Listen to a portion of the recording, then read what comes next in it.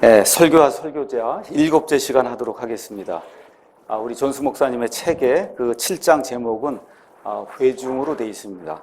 그래서 회중편에 대해서 여러분에게 요약을 해서 말씀드리는 그런 시간을 갖도록 하겠습니다. 자, 지금까지 우리가 6시간을 공부하면서 설교문과 설교 행위, 이거 두 개를 합친 게 이제 설교다, 이제 그런 얘기를 이제 말씀을 드렸고, 그 다음에 지난 시간에는 설교자는 어떤 사람이 되어야 하냐, 이렇게 이제 설교자의 자격이라든지 설교자의 소명 등 여러 가지 것들이 이제 우리가 생각을 해봤습니다. 자, 그러면 오늘 이 시간에는 설교자하고 회중과는 무슨 관계가 있느냐. 그러니까 여기 설교단이 있고 저 앞에 이제 회중석이 있단 말이죠. 그렇죠? 이렇게 있을 때 설교자가 얼마만큼 이 회중에게 영향을 받아야 되는가. 과거에는 강단을 굉장히 중요하게 생각했어요. 그러니까 강단을 굉장히 높이 이렇게 세워놓고 저 회중석은 이렇게 뭐라 그래, 조금 무시하는 듯한, 특히 영국 같은 그런 교회에서 목사의 권위, 장로교 이런 데 목사의 권위를 굉장히 중요하게 생각했기 때문에 그렇게 이제 이렇게 했습니다. 근데 이제 현 시대로 가면서 설교가 자꾸 약화되다 보니까 이제는 회중석이 더 강조가 되고 이 설교단은 좀 약화가 되는 이런 그런 현상을 좀 보이고 있거든요.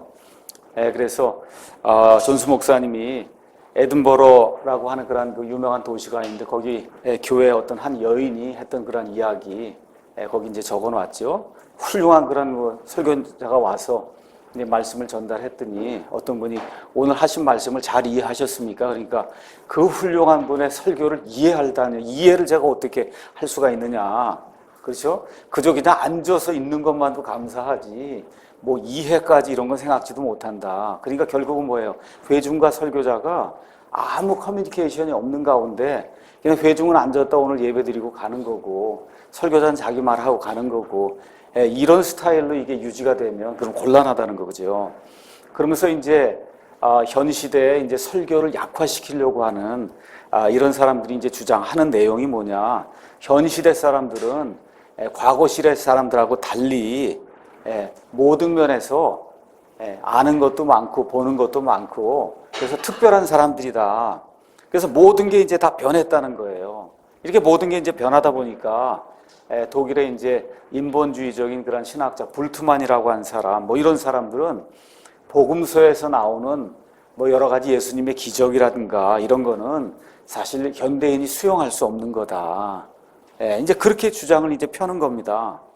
여러분이 잘 알고 있듯이 이 영어 킹제임스 성경, 또 성경의 이제 근간이 됐던 공인 본문, 이 본문을 훼손시키고 크리티컬 텍스트, 비평 본문을 만든 사람이 1880년경에 웨스트코트하고 호르트라고 하는 당대 유명한 그리스 학자예요. 근데 이 당대 유명한 그리스 학자들의 이 사람들이 적어놓은 그 글을 가서 보면 창세기는 신화다, 에덴 동산 같은 건 존재하지도 않았다. 그렇죠? 그러면서 찰스 다윈의 진화론을 봐라, 얼마나 멋있냐. 이런 사람들이 성경을 교정하는 그런 일을 하고 성경을 번역하는 그런 일을 하는 그런데 앞장서는 사람들이 지금 요새 현대 신학교, 특별히 한국에 독일에서 공부하고 왔다고 하는 이와 같은 그 현대 신학자들 사상이 거의 다 이런 거예요. 그러니까 이 성경에 나와 있는 이런 뭐 역사라든가 과학적인 어떤 그런 그 진술은 그건 믿을 수 없는 거라는 거죠. 그건 믿을 수 없는 거고, 다만 그 안에 들어있는 영적인 것, 영적인 것 가운데서도 무슨 기적이라든가 이런 건 다 제외하고 도덕적으로 참 이거 참 산상수훈의 말씀이라든지 그렇죠? 도덕적으로 좀 이렇게 우리가 따라가야 될 윤리 도덕 수준의 그와 같은 그 이야기들 이런 것들만 성경에서 취해야 되고 또 잠언이라든지 이런 데 나오는 지혜로운 말씀들 또 위인 이야기 아니에요? 열왕기 이런 거면 그렇죠? 위인의 그런 이야기라든지 이런 것들만 우리가 이제 취하는 거지 다른 것들은 안 된다. 이제 이렇게 주장하는 이런 사람들이 이제 많이 나온다는 거죠. 그러면서도 이 사람들이 얘기하는 게 지금 현 시대 이 회중은 텔레비전, TV, 드라마, 뭐 인터넷 이런 데 익숙해 있기 때문에 설교를 통해서, 그래서 거기 사람들이 이야기하고 잡담하고 토론하고 뭐 이러면서 이런 데 익숙해 있기 때문에 설교자가 여기 딱 서서 논리적으로 이렇게 하나님의 말씀을 이렇게 전달하는 이러한 그 진술을 현대인들은 이해할 수 없다는 거예요. 그러니까 교회에서 해야 될 일은 영화 배우, 드라마 배우나 아니면 탤런트, 가수, 그렇죠? 무슨 뭐 김아중 대사, 그렇죠? 뭐 대사를 지낸 사람, 무슨 뭐 대통령을 지낸 사람, 유명 인사를 이렇게 초청해서 그래서 이 사람의 개인적인 이야기를 해서 분위기를 이렇게 조성한 다음에 그런 다음에 누가 잠시 나와서 복음이 이런 거다 하고 살짝 복음에 대해서 이렇게 이야기하고 그리고 끝을 내야지. 예수 그리스도에 대해서, 이 죄에 대해서, 하나님의 그 심판에 대해서 이런 것들 이야기하면 그 이해할 사람이 없다는 겁니다. 또 뭘 주장하느냐? 성경에 가서 보면 칭의, 뭐 성화, 영화, 삼위일체 뭐 등등 그런 단어가 나오는데 그거 알아들을 사람이 누가 있냐는 거예요. 그렇죠? 특별히 이제 존스 목사님은 영국 목사님이니까 영국에서는 지금도 더 홀리 바이블 그러면 킹제임스 버전만 이야기하거든요. 그러니까 이제 그분도 킹제임스 성경을 들고 하나님의 말씀을 이제 선포했어요. 거기 가서 보면 지금은 우리가 you, 당신을 you라고 그렇게 표현하지만 이 안에 가서 보시면 thou, thee, thine 이런 식의 보통 우리가 고라고 얘기하는 그런 걸로 이야기하면 그걸 못 알아듣는다는 거죠. 그렇죠? 이런 방식에 그렇기 때문에 모든 거 성경을 다 바꿔야 되고 쉽게 뭘 만들어야 된다는 거죠. 그래서 성경도 아주 쉽게 그저 유치원에 다니거나 초등학교 다니는 애들도 그냥 알아들 수 있게 그냥 그럼 우리가 의역, 패러프레이즈라고 얘기하고 의역하고 기도, 설교 이런 것들도 다 쉽고 간단하게 바꾸지 않으면 현대인들은 목사가 이 자리에 서서 이야기하는 걸 알아들 수 없다는 거예요. 그렇죠? 그래서 지성인이라고 하는 사람이 어떻게 하나님의 이 초자연적인 이 창조를 믿을 수가 있냐. 모든 학교에서 지금 다 진화론을 가르치는데 그러니까 진화라고 하는 거를 수용을 하고 그래서 성경에 나오는 그런 도덕적인 거, 윤리적인 거, 지혜에 관한 거, 예수님의 좋은 말씀 이런 것들만 이해하도록 이렇게 해야 된다는 거죠. 또 현대인은 고등교육을 다 받은 사람들이기 때문에 설교할 때 좀 고차원적인 말을 또 써야 된다고 또 주장을 해요. 이러면서도 그러니까 뭐 유명한 시인, 유명한 웅변가, 그렇죠? 아니면 셰익스피어 뭐 등등 이런 사람들이 했던 그런 그 유명한 말들 이런 것들을 잘 찾아가지고 그래서 그런 걸로 이렇게 곁들여 가면서 그렇게 이야기를 해야만 현대인들이 이런 모든 것을 이해할 수 있다. 그러다 보니까 요즘 목사들 특히 미국 목사들도 마찬가지로 인용문 찾느라고 바빠요. 설교할 때 인용문 찾느라고. 인용문. 또 뭐에 또 바쁜지 알아요? 조금 교회가 커지면은 요새 나오는 새로운 소설 뭐 여러 가지 이거 있잖아요. 목사가 어떻게 그거 다 읽어요. 그러니까 그걸 읽고 줄거리를 요약해주는 비서가 등장한다고. 그렇죠? 그러면 이 사람은 서서 설교할 때 그 줄거리가 이렇습니다 얘기하면 성도들은 야 목사가 했던 독서량이 대단하구나 이렇게 이해를 하는 거예요. 이게 이런 식으로 지금 돌아가고 있는 거예요. 지금 상황이. 또 어떤 사람은 토요일 저녁에 이제 명화극장이 나오는데 이런 토요 명화극장 이런 걸 목사가 그 전날 잘 시청을 하고 현대 사람들의 그 심리 상태를 파악해서 이렇게 주일날 설교하거나 그럴 때 그 줄거리를 얘기해 주면서 우리의 문제가 이런 게 아니냐 이렇게 이런 것들 다 곁다리를 이렇게 다 가지고선 그리고 이제 설교를 해야 된다. 그래도 주장하는 게 뭐냐면 성경도 쉬운 성경 이런 걸 들고 약간 해설한 다음에 자 이제 우리가 다 같이 토론합시다 하고 이렇게 토론하는 그런 방식으로 이렇게 진행을 해야 그래야 현대인들에게 설교가 이제 먹힌다는 거죠. 또 어떤 사람은 이제 신학교를 졸업했어요. 내가 이제 공단 지역에 가서 공단에서 일하는 노동자들 중심으로 해서 교회를 해야 된다. 그러면 그 노동자들의 생리를 알기 위해서 최소한 그 공단에 가서 6개월은 일을 해봐야 된다는 거예요. 일을. 그렇게 해보지 않고 그 사람들에게 어떻게 사정을 모르는 그 사람들의 사정을 모른 채 어떻게 설교를 할 수 있느냐. 이제 이렇게 되니까 결국은 존스가 이제 이야기하는 게 회중석에 앉아있는 사람들이 이 강단에 서서 설교하는 그 설교자를 어느 정도까지 이렇게 통제를 해야 되느냐. 지금 이제 그 얘기를 하는 거예요. 그래서 한 번은 이제 우리 존스 목사님이 옥스퍼드 대학에 가서 교수들과, 옥스퍼드 대학이야 뭐 전 세계에서 가장 수재들이 모이고 전 세계 석학들이 모이는 그런 그 대학인데, 그 대학에 가서 그 채플에서 설교를 했다는 거죠. 그러니까 설교를 끝나고 나왔더니 거기 그 학장의 부인이 존스 목사님 붙잡고는, 목사님처럼 설교하신 분은 저희가 처음 봅니다. 역사상 최고의 설교를 했습니다. 그랬다는 거예요. 그러니까 왜 그렇습니까? 하고 물으니까 목사님은 우리를 죄인 취급하며 설교를 했다는 거예요. 그러니까 하나님의 그 심판과 여러분이 죄를 회개하지 않으면 그러면 하나님의 임박한 심판이 임하기 때문에 여러분 모두가 죄인이라는 걸 인식하고 하나님 앞에 돌아오시오. 그 설교를 했는데 존스 목사님 늘 하는 그런 설교를 그날 거기 가서도 했다는 거예요. 그런데 지금까지 설교자들이 옥스퍼드 대학에 많이 왔다는 겁니다. 근데 와서는 이 사람들은 지성인이고 뭐 이제 여러 가지 그 이유를 이제 들이대면서, 그렇죠? 어떤 철학적인 이야기, 뭐 수필 이야기, 뭐 등등 이런 것들을 가지고 이 지성인들하고 대화하는 그런 방식의 어떤 일들을 이제 했기 때문에 거기서 얻는 게 하나도 없었다는 거예요. 학장 부인이. 지금 그 얘기를 지금 해주고 있는 거예요. 또 존스 목사님이 어떤 걸 얘기하셨냐 하면, 노동자 교회에서 어떤 분이 크게 성공을 했어요. 노동자들이 모이는 그런 교회에서.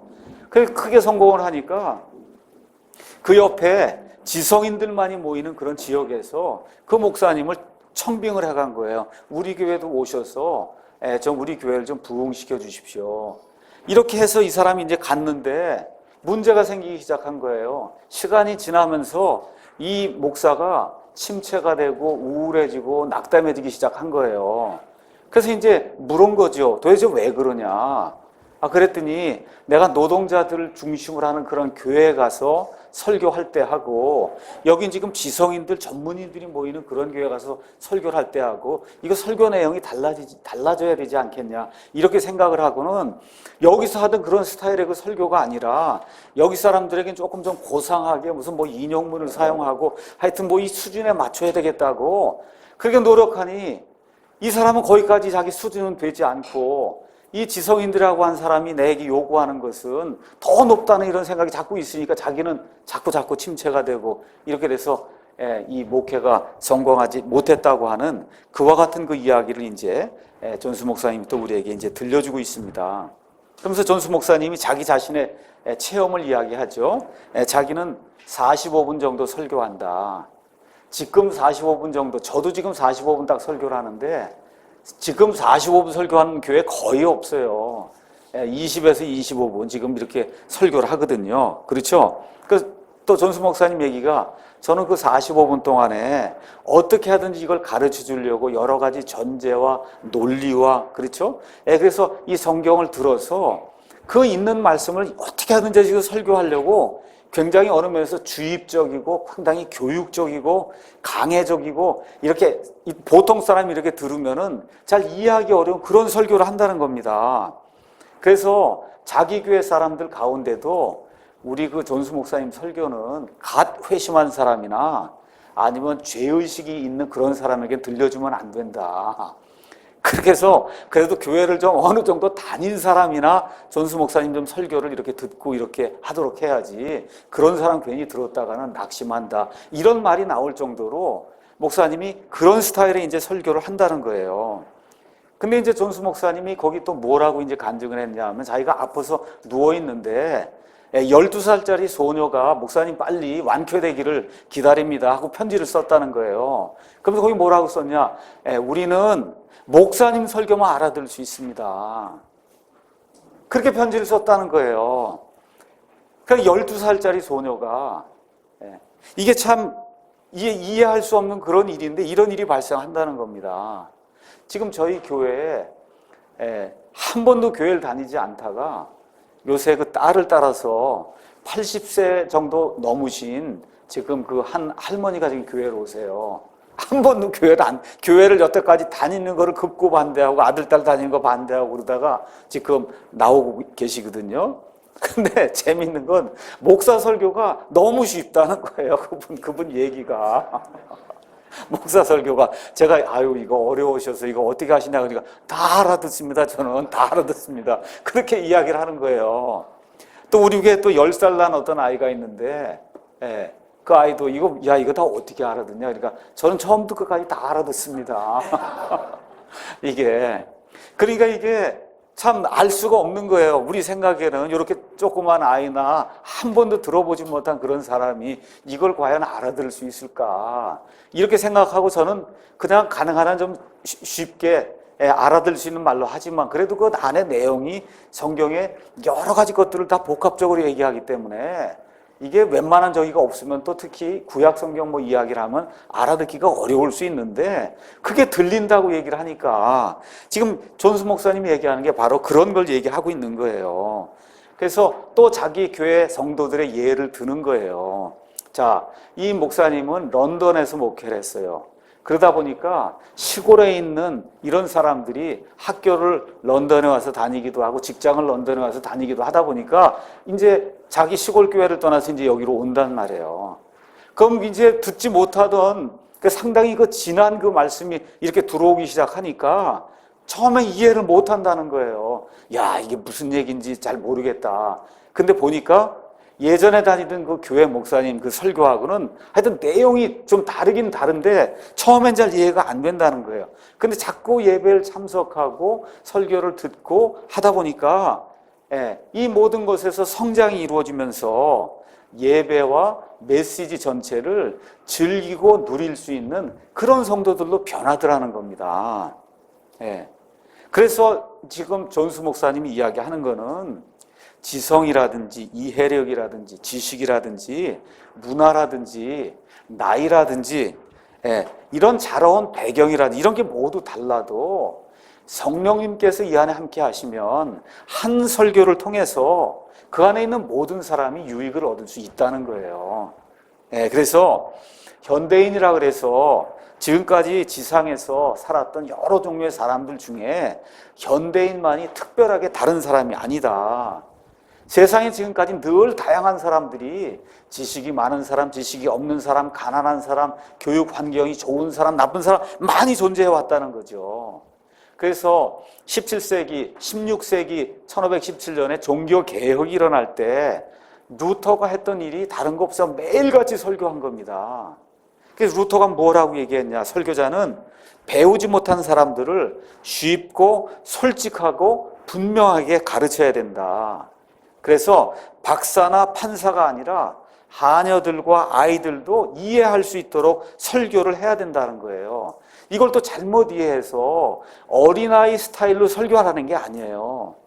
설교를 어떤 식으로 논리적으로 질서정연하게 설교를 잘 준비를 해서 배우지 못하거나 나이가 어리거나 학문적인 어떤 그런 지식이 없어도 이 하나님의 말씀을 차근차근 한 번 듣고 두 번 듣고 세 번 듣고 이렇게 들을 때 이 사람들이 궁극적으로 조금 시간이 지나면 이해할 수 있도록 목사가 많은 노력을 해야 된다는 거죠. 그러니까 한 설교로 남녀노소, 빈부귀천, 유학, 무학 이 모든 사람이 다 알아듣게 하는 것, 이게 설교자의 책무다.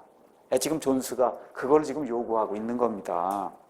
그래서 또 한 번 이제 자기의 체험을 이야기하는 거예요. 옥스퍼드 대학에 가서 법학생들이랑 하여튼 뭐 우수한 그런 수재들이 모여 있는 그런 데서 이제 설교를 했다는 거예요. 그랬더니 거기에 그 초대했던 그 법학도 그 대표가 나와서 목사님 참 귀한 설교를 해주셔서 감사합니다.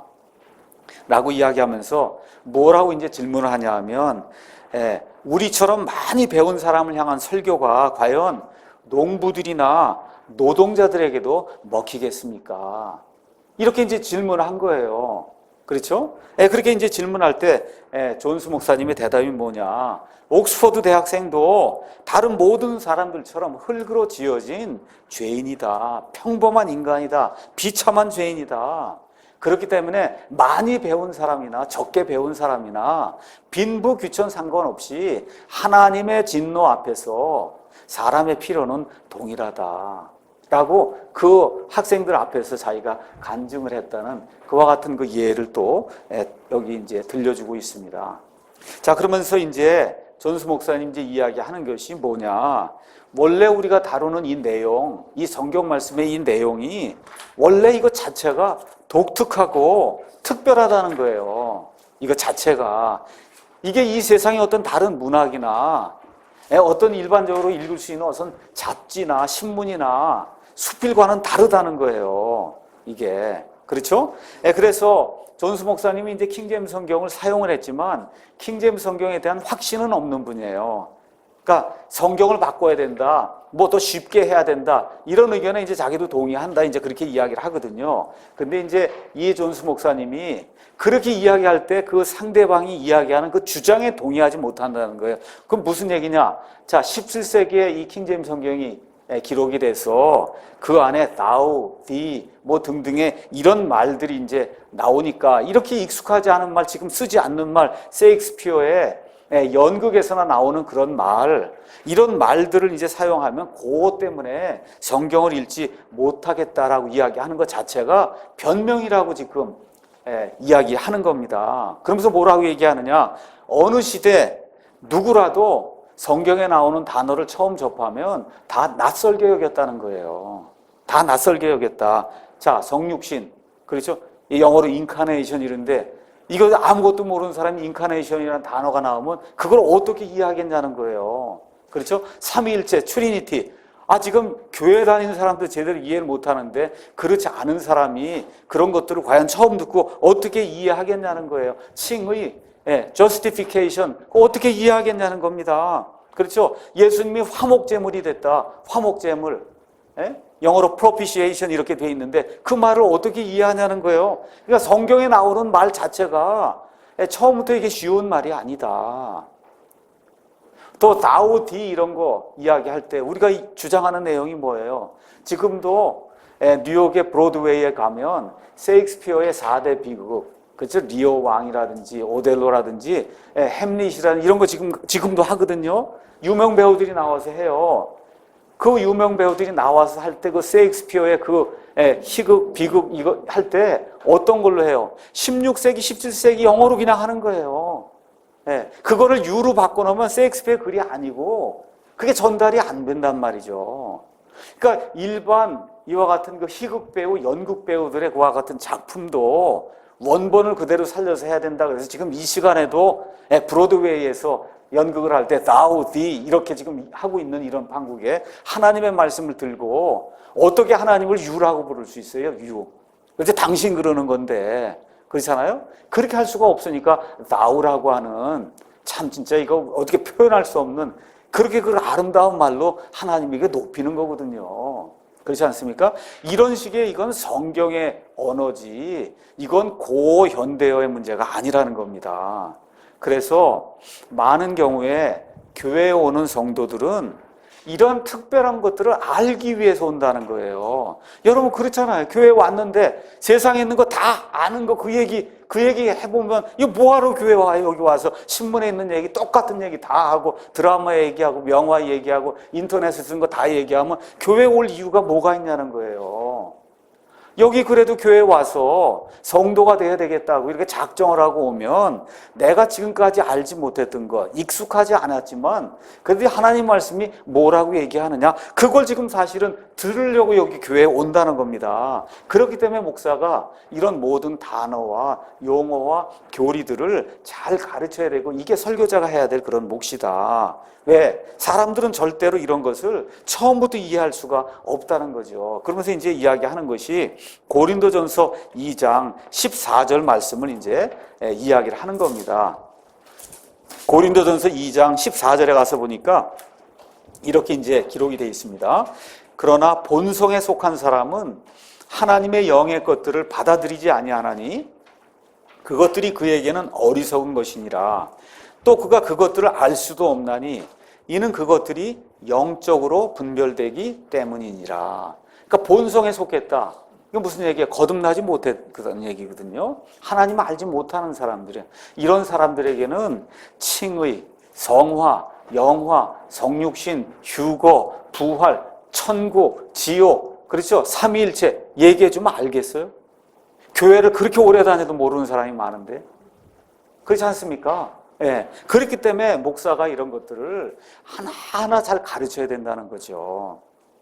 자, 그 다음에 이제 존스가 또 이야기하는 게, 그럼 노동자 교회 가서 하려면 공장 가서 6개월 해야 되고, 연예인 교회 하려면 연예인 생활 그래도 한 6개월은 해야 되고, 그렇죠. 군인 교회 하려면 군인 생활 가서 해야 되고, 이렇게 주장하는 사람들, 그 주장을 이제 반박하는 내용이 이제 이렇습니다. 자, 사람을 잘 알아야 되기 때문에 노동자 교회에서 목회하려면 공장에서 6개월 일해야 된다. 그 존스의 주장이 뭐예요? 그럼 술 주정뱅이들 모여 있는데 거기 가서 이제 하려면 술 주정뱅이 6개월은 해봐야 되는 거 아니냐? 창녀들 사는 그 동네에 가서 하려면 창녀 생활 6개월, 깡패들 많은 데 가서 하면 깡패 생활 6개월은 해야, 그래야 목회한다는 그런 주장이라는 거죠, 이게. 그렇죠? 그러니까 이 주장을 따르면 여러 부류의 사람들이 모여 있는 데서 설교할 수 없다는 거예요. 그 생활을 다 해봐야 되니. 그렇잖아요, 여러분. 여기 도둑도 있고, 뭐 강도질하면서 가늠한 사람도 있고, 뭐 별 볼 거 한 것은 많을 거 아닌가 이 안에. 그렇잖아요. 그거를 다 경험을 해야 목사가 목회를 할 수 있다는 거예요. 그 사람의 심정을 이해하고. 이게 나오는 게 요새 릭 워렌이나 빌 하이블스가 주장하는 목적이 이끄는 삶, 이 사람들이 주장하는 게 뭐야? 구도자 교회를 해야 된다는 거거든요. 그러니까 예배에 성도가 있고 구도자가 있어야 된다는 거예요. 구도자. 그래서 교회를 할 때 어느 지역에 이제 캘리포니아 어느 지역에 교회를 하지 않습니까?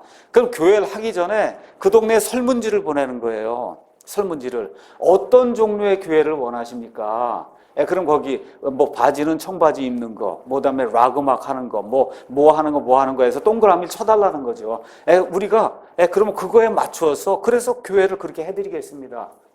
그렇게 해서 세우는 거예요. 그 릭 워렌이나 빌 하이블스가 하는 그런 교회를 가면, 그럼 이 릭 워렌 이런 교회를 가면은 교회가 굉장히, 전 가보지 않았지만 제 조카가 거기 갔다 왔다는 거예요.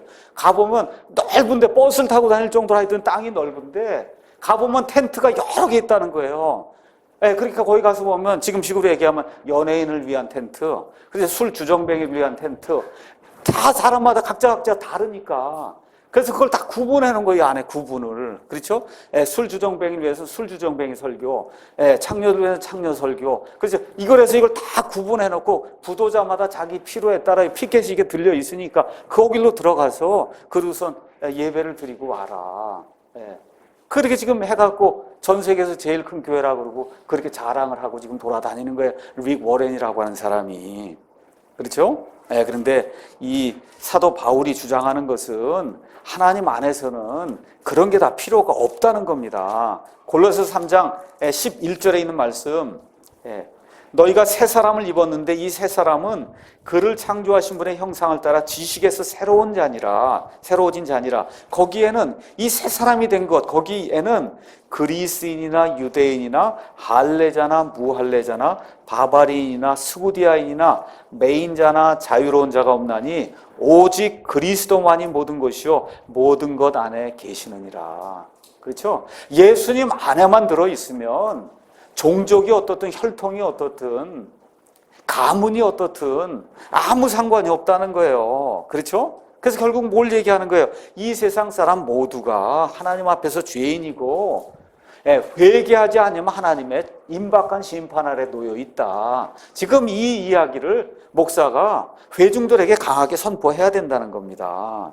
그래서 이 존스 목사님이 이제 의사 출신이기 때문에 의사를 하다가 목사가 됐기 때문에 의사와 목사의 비교를 이제 해주는 거예요. 의사와 목사. 중요한 게 있다는 건 뭐예요? 둘 다 병을 고쳐주는 거라는 거예요. 그렇죠? 의사는 육신의 병을 고쳐주고, 그 다음에 이 목사는 사람의 영혼의 병을 고쳐주는 거다. 근데 아주 중대한 차이가 있다는 거예요. 그게 무슨 차이냐? 의사는 환자가 오면 환자에게 모든 걸 묻는다는 거예요. 어디가 아프냐, 그렇죠? 가족력에 뭐가 있냐, 과거에 뭐 수술 받은지, 이걸 모르면 못 고쳐준다는 거예요. 의사는. 맞습니까? 그렇죠. 그런데 목사는 여기 오는 모든 사람들에게 당신 무슨 죄를 졌냐, 이거 물을 필요가 전혀 없다는 겁니다. 왜 그러냐? 이 짓는 모든 죄는 이 사람 속에 들어있는 이 죄라고 하는 이 뿌리 때문에 여러 사람에게 여러 증상으로 지금 어떤 사람은 간음으로, 어떤 사람은 인터넷 중독으로 그렇죠? 어떤 사람 가정 이혼으로 뭐 이런 여러 가지 것들로 이 증상들이 나타나는 건데 그 안에 들어가서 내용을 보면 죄라는 거예요. 죄 하나. 그렇지 않습니까? 그러니까 이 죄 문제를 해결하는데 목사는 초점을 두면 되기 때문에 여기 오는 사람 100명, 200명, 300명의 사정이 뭔지, 무슨 사정이 있는지, 무슨 죄가 있는지 목사가 그걸 알 필요가 없다는 겁니다. 다시 말씀드려서 이 사람 모두에게 공통적으로 들어가 있는 죄라고 하는 이 질병을 고치면 되는 거지. 질병 때문에 밖으로 나오는 여러 가지 증상은 이 질병, 죄라고 하는 것만 딱 고쳐지면 그러면 하나님의 능력을 통해서 그러한 증상들은 하나씩 하나씩 제거가 될 수 있다는 겁니다. 그렇기 때문에 설교자가 상담할 때도 개개인의 독특한 죄 문제 이걸 들고 자꾸 이런 걸 상담하려고 하지 말고 하나님과의 관계가 원만하냐, 하나님과 화목한 그런 상태에 있느냐, 이거에 초점을 맞춰서 상담을 해줘야 된다는 거죠. 그러니까 하나님과 화목하게 되면 죄 문제가 자동적으로 해결될 수 있다고 믿는 거예요. 성령으로 충만해 있어서 성령님이 그에게 찔림을 주고 그가 회개하도록 만드는 그 일, 그거를 지금 목회자가 해야 된다. 이제 그렇게 이야기하는 거죠. 그러면서 이제 존스가 이야기하는 게 구원이란 여러 사람들이 가지고 있는 그런 각종 다양한 그런 특정한 죄들의 그 문제를 해결하는 게 아니고 하나님과의 관계를 회복시키는 거다. 하나님과의 관계가 회복이 되면 성령님이 그 안에 내주하시면서 그에게 나타나는 각종 질병으로서의 그런 그 증상으로서의 죄들이 있잖아요. 그 죄들이 치유가 될 수 있다는 거죠.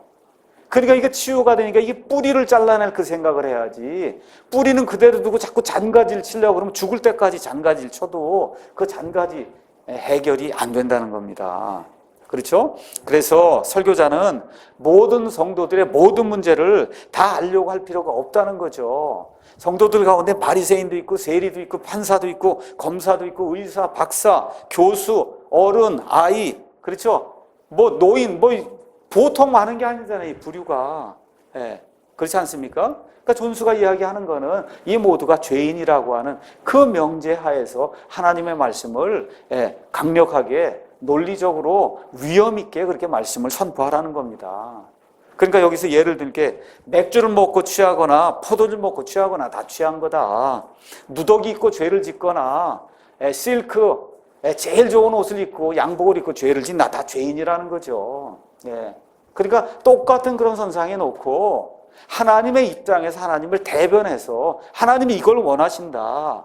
이거를 선포하는 그런 설교자가 이제 돼야 된다는 겁니다. 그래서 죄의 본질은 겉으로 드러나는 죄들, 죄의 증상들이 아니고 사람의 내부에 들은 그 육신, 죄성이라고 하는 거죠.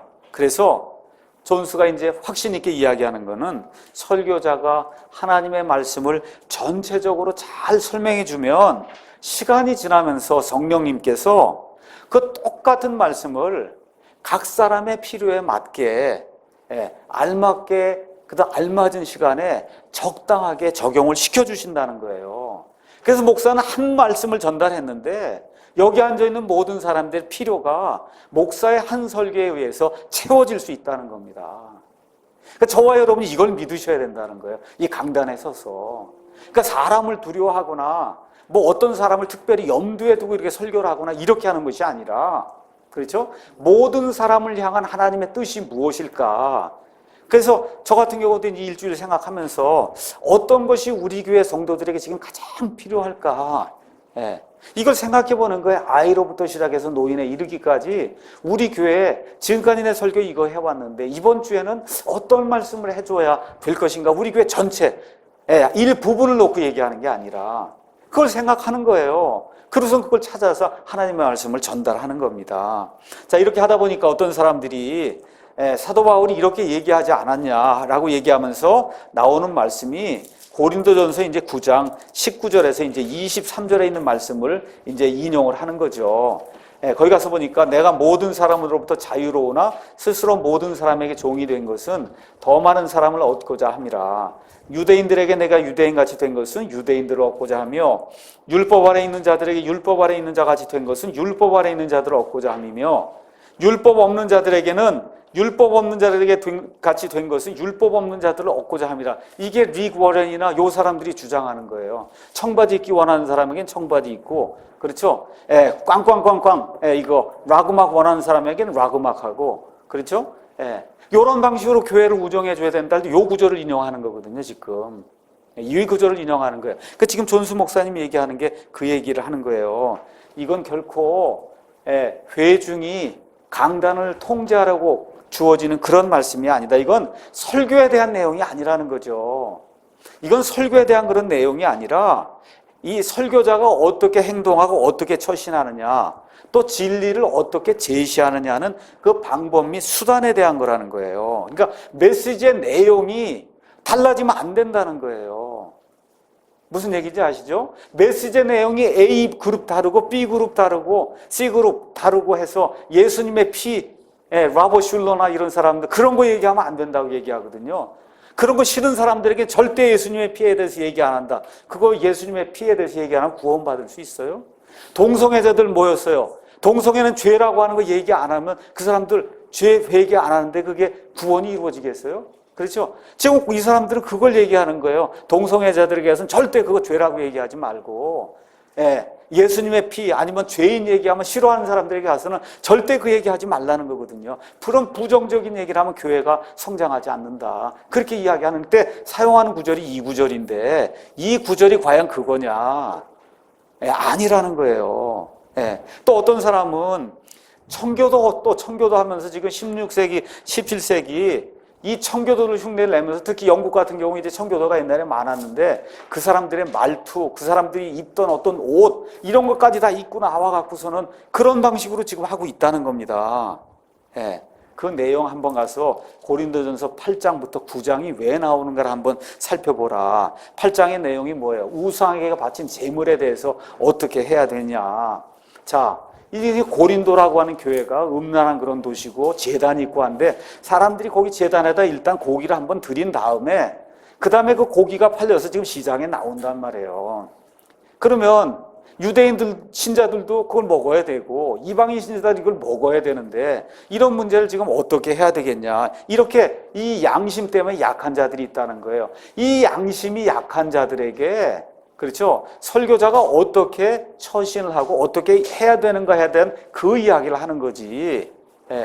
지금 이게 메시지를 A그룹, B그룹, C그룹에게 다 다르게 해야 된다. 그런 내용이 아니라는 거예요. 그러니까 이런 연약한 형제들을 유연하게 우리가 대처해야 된다. 8장 13절에 그러므로 만일 음식이 내 형제를 실족하게 하면 나는 세상이 서 있나 고기를 먹지 아니하여 내 형제가 실족하지 아니하게 하랴. 이런 식으로 대했다는 거예요. 이런 식으로. 무슨 이야기인지 이해하시겠죠? 그 다음에 또 고린도전서 10장 29절 내가 말하는 양심은 내 양심이 아니라 다른 사람의 양심이다. 내가 하는 그런 일들이 다른 사람의 양심에 거리낌이 되면 그러면 내가 하지 않겠다는 거예요. 이런 자세로 유대인들에게 이런 자세로 이방인들에게 이렇게 대했다는 거지.